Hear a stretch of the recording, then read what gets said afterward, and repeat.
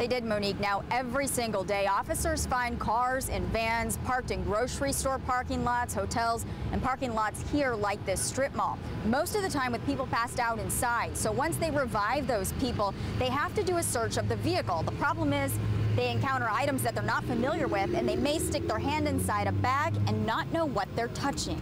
If not, history with this. Within minutes of loading up with Bothell Police Sergeant John Brown, we were heading to a heroin call. At noon on a Thursday, we were surprised.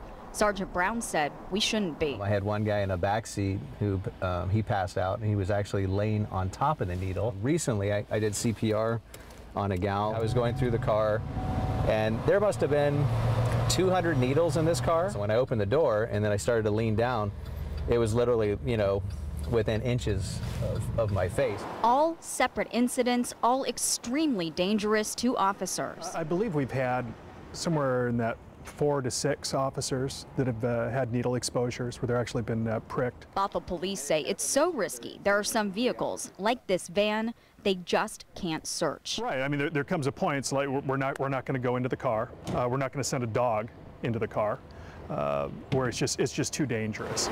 Today, they were able to go into the car because its occupant, Donald Goverinbaum, Absolutely.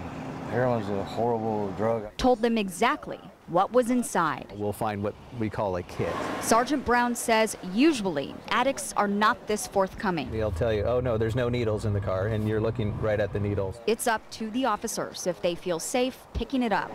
They want to do their jobs, but not become the victims of someone else's addiction. Your concern is, you know, your safety, you know, when it comes to being pricked, and then that of your family. One way that officers are now working to better protect themselves is by wearing gloves like these. The Bothell Police Department bought them a few years ago. You can see there's a hard rubbery surface that is designed to protect from those inadvertent needle sticks. Live in Bothell, Joanna Small, KIRO 7 News.